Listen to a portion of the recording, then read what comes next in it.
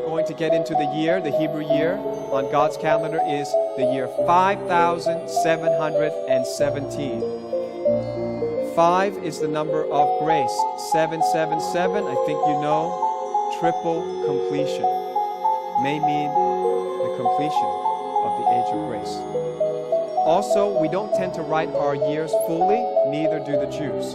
They abbreviate it, so they don't usually say the 5, because it's always 5. 5 starts with 5,000. So they drop that, so the year on their system is the year 777. I mean, if God is into numbers, and if He likes patterns and prophetic things, which He evidently does, it's going to be the year 777, starting now. The year of the Messiah according to the Jews. Now, unfortunately, for the Jews who don't yet believe the New Testament and that the Messiah came the first time, they're going to be looking for the wrong Messiah. They will momentarily put their faith and trust in a counterfeit Messiah. But we pray for them that the gospel will reach them. But they believe this coming year, this year that we're in, is the year for the Messiah to show Himself. Revelation 12 says, now a great sign. We might say, no sign has been called great in the Bible. This is called great sign. Mega sign. We might say this is the greatest sign because no other celestial sign has been given more attention and more detail. Now a great sign appeared in heaven. A woman clothed with the sun, with the moon under her feet, and on her head a garland of 12 stars. This does not refer to a woman floating through the sky. The simplest, most literal interpretation of this is the constellation Virgo, which will have the sun at her head, the moon at her feet, and 12 stars, 9 from the constellation Leo, and a conjunction of Mercury, Mars, and Venus on her head. That makes 12 stars on the 23rd of September 2017. Remember that date, 23rd of September 2017. Remember that date, 23rd to 24th. The date in the Hebrew calendar starts from nightfall of the 23rd to nightfall of the 24th. Their days start from night, goes to day. Our day goes from day, ends at night, right? Because when you're Gentile and you don't know God, you start in the light and you head to darkness. But when you're the people of God, you start in the darkness and you head towards the day. Make sense?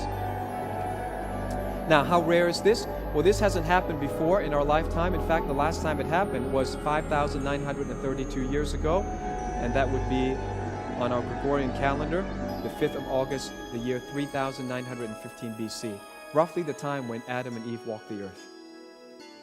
So this sign, the last time it appeared, seems to match when Adam and Eve were taught about how the woman would go into labor pain when she gives birth, and that the serpent would bruise her seed's heel, but her seed, the coming Messiah, would bruise his head. Remember that?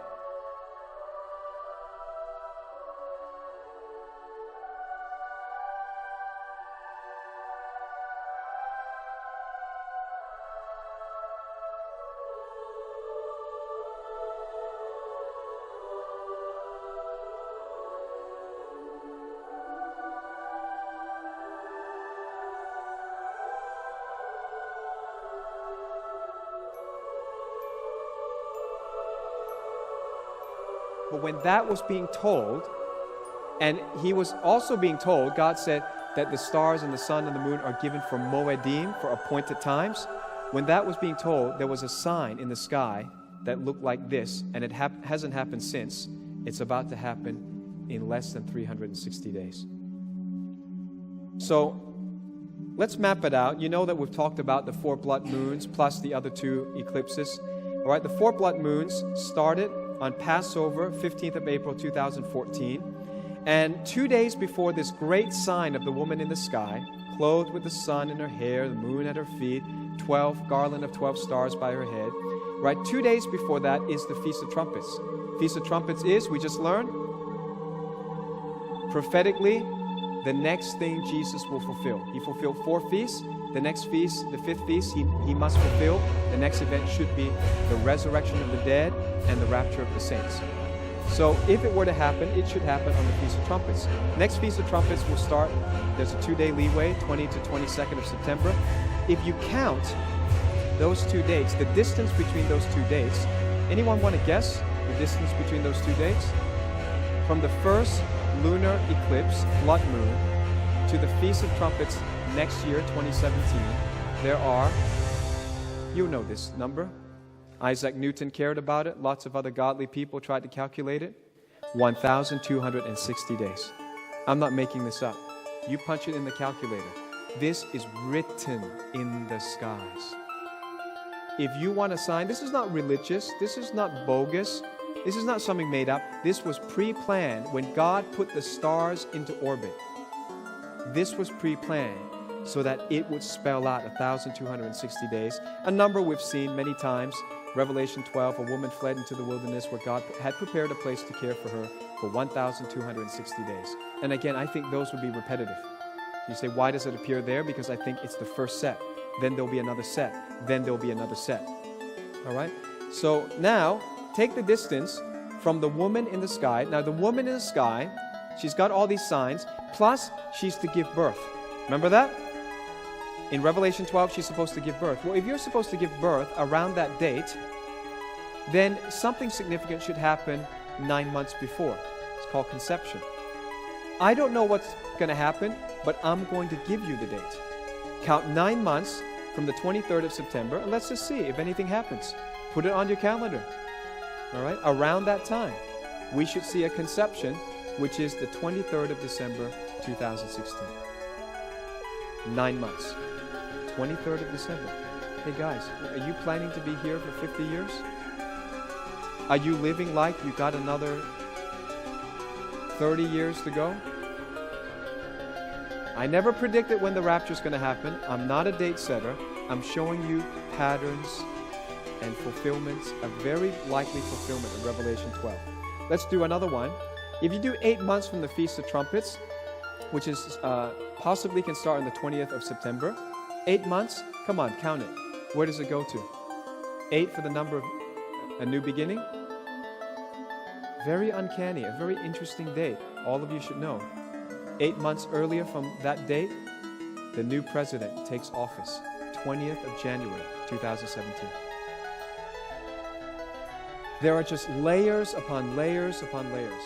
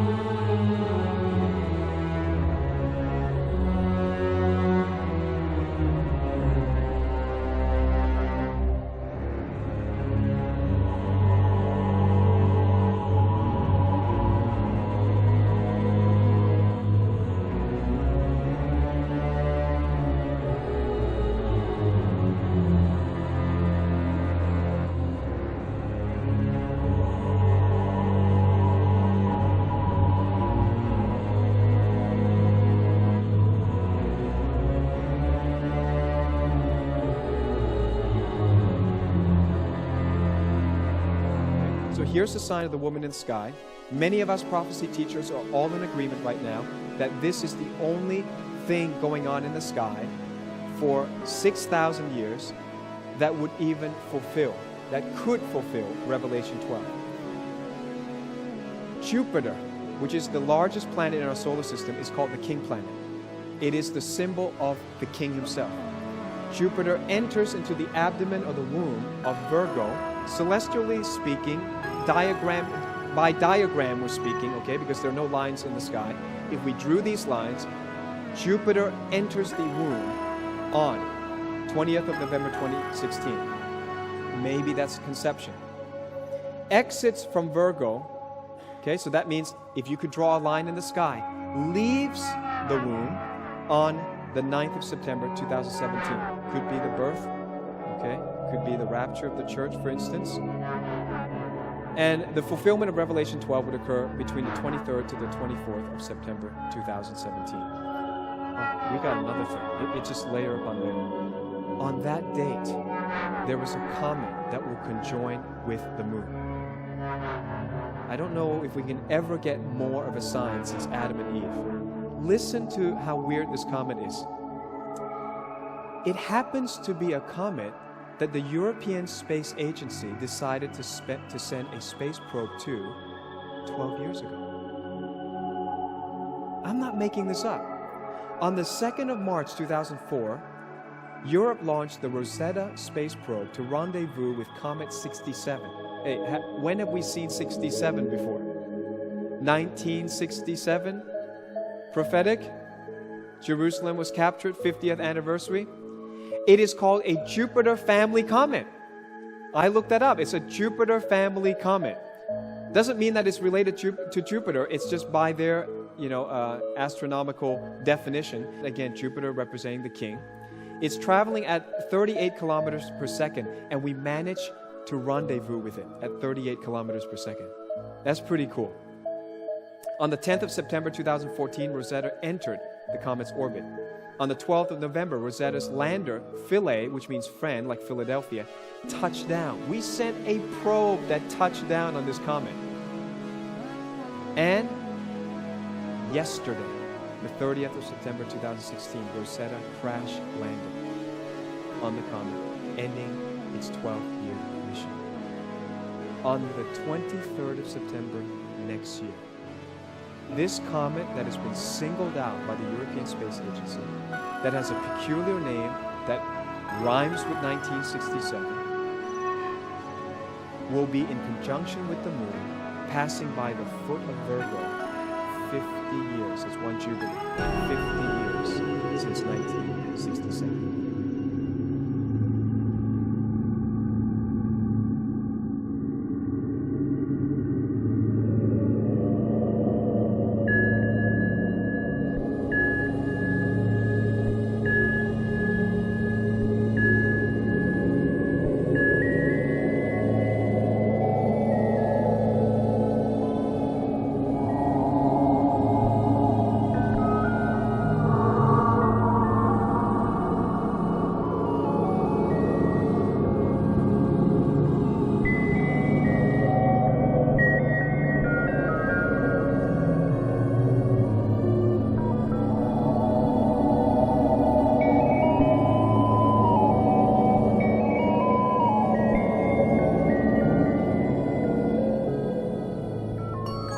So, Revelation 12, let's read it, okay? What does all this mean? Now a great sign appeared in heaven. A woman clothed with the sun, the moon under her feet, and on her head a garland of 12 stars. Then being with child, she cried out in labor and in pain. Remember that? In labor and in pain. So what we want to do is to find out any other woman crying in labor and in pain in the Bible. To give birth. And another sign appeared in heaven. Behold, a great fiery red dragon, having 7 heads and 10 horns, and 7 diadems on his head. This is the part we have ignored. We haven't talked about what is the dragon. We talked about the virgin. We'll talk about the child. We haven't talked much about the dragon. What does he do? His tail drew 1/3 of the stars of heaven and threw them to the earth. Hey, where have I heard that before? How about the rest of Revelation? We know there's going to be meteor shower at the end of the 6th seal, and there's going to be meteor impact in the trumpet judgments, and there's going to be more meteor impact in the bowl judgments. Where are all these meteors coming from? Revelation 12 says, when all these signs are happening, something will pass by and draw a third of the stars and throw them down to the earth.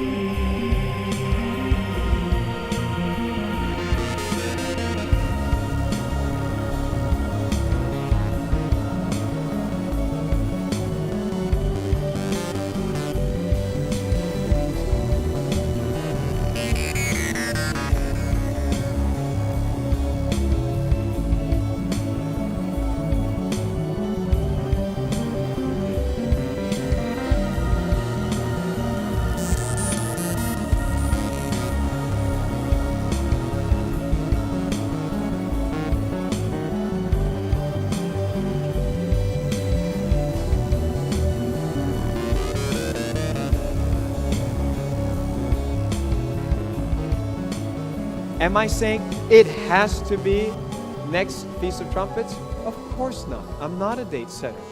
But I'm saying it would behoove the church now to wake up.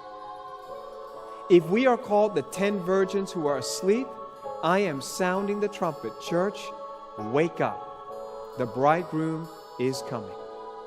If it takes 3.5 years for him to come, if it takes another 7 years, I'm telling you, it's time to live like he's coming very soon. But very likely we have a fulfillment of Revelation 12 next year. Okay, now let's harmonize it with some scriptures. Genesis chapter 3. Where do we find a woman who was in travail, in labor pain? Go all the way back to the beginning. Genesis chapter 3. I will put enmity between you, the serpent, and the woman, and between your seed and her seed. Who's her seed? The Messiah. Who's your seed, the serpent's seed? The Antichrist, who's also called in Revelation the dragon. He shall bruise your head, and you shall bruise his heel. Interesting. If these are signs in the sky, we've got a lot of description about what's going to happen up above our head. To the woman he said, I will greatly multiply your sorrow and your conception. In pain you shall bring forth children. So let's look at the heavenly meaning now of Revelation 12. The woman, the only woman in the sky is the constellation Virgo. The woman's seed is the king planet Jupiter, the child that enters her womb and exits. And by the way, it never happens before. Jupiter stays in the womb for over 10 months. That's like the longest gestation period allowed. Jupiter would normally just pass right through. But next year, when Jupiter enters, from November this year, Jupiter will go round and round and round and round like a little baby, and will not exit the womb of Virgo until this sign is fulfilled. Strange things. Look up, Jesus said. When all these things happen, he said, look up.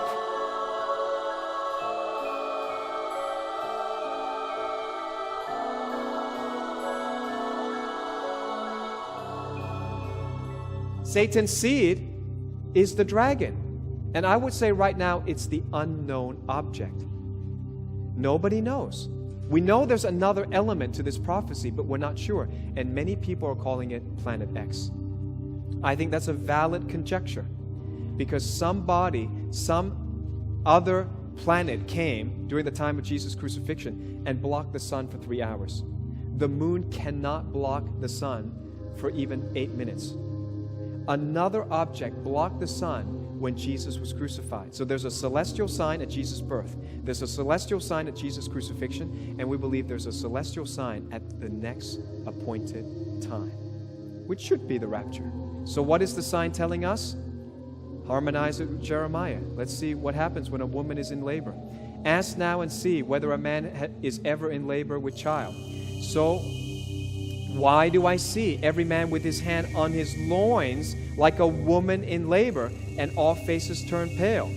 What is Jeremiah chapter 30 talking about? You're going to recognize this right away.